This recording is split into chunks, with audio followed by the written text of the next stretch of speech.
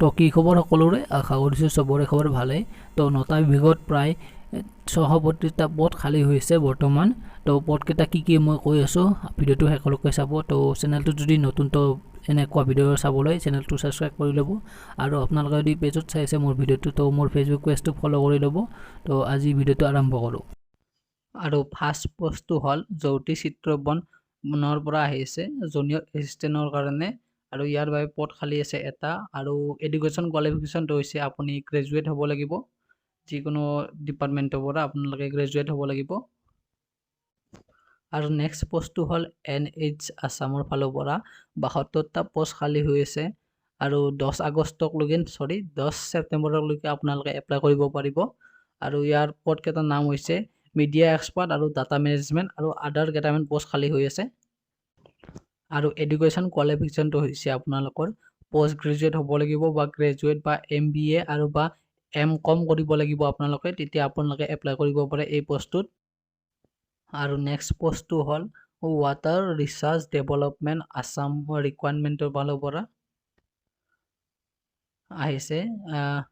ইয়াৰ বাবে পষ্ট খালী হৈছে এছিষ্টেণ্ট ইঞ্জিনিয়াৰ আৰু জুনিয়ৰ ইঞ্জিনিয়াৰ পষ্টকেইটা।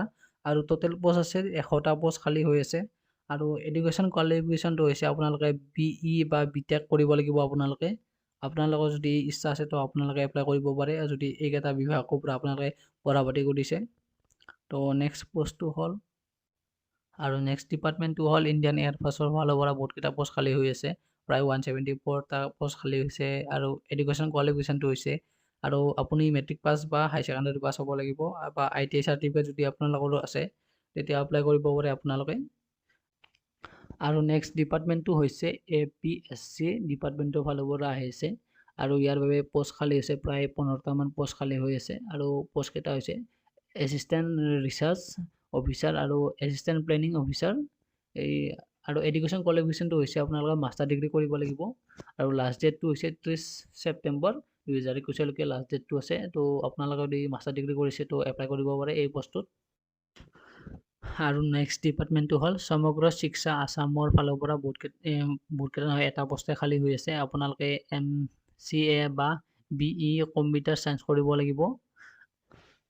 আৰু লাষ্ট ডেটটো হৈছে 24 ছেপ্টেম্বৰ 2021লৈকে লাষ্ট ডেট আছে ইয়াত। আপোনালোকৰ যদি ইচ্ছা আছে এপ্লাই কৰক। আৰু নেক্সট ডিপাৰ্টমেণ্টটো হ'ল AIWTD ছ'চাইটিৰ ফালৰ পৰা পষ্ট খালী হৈছে 4টা। আৰু পষ্টকেইটাৰ নাম হ'ল এছিষ্টেণ্ট আৰু জুনিয়ৰ ইঞ্জিনিয়াৰৰ কাৰণে পষ্ট খালী হৈছে, 4টা পষ্ট খালী হৈ আছে। আৰু এডুকেশ্যন কোৱালিফিকেশ্যনটো হৈছে আপোনালোকে গ্ৰেজুৱেট হ'ব লাগিব, বা আপোনাৰ ডিপ্ল'মা থাকিব লাগিব চিভিল ইঞ্জিনিয়াৰ আৰু মেকানিকেল ইঞ্জিনিয়াৰিঙত। আপোনালোকৰ যদি আছে মেকানিকেল ইঞ্জিনিয়াৰ বা চিভিল ইঞ্জিনিয়াৰ হয়, তো আপোনালোকে এপ্লাই কৰিব পাৰে এই পষ্টকেইটাত।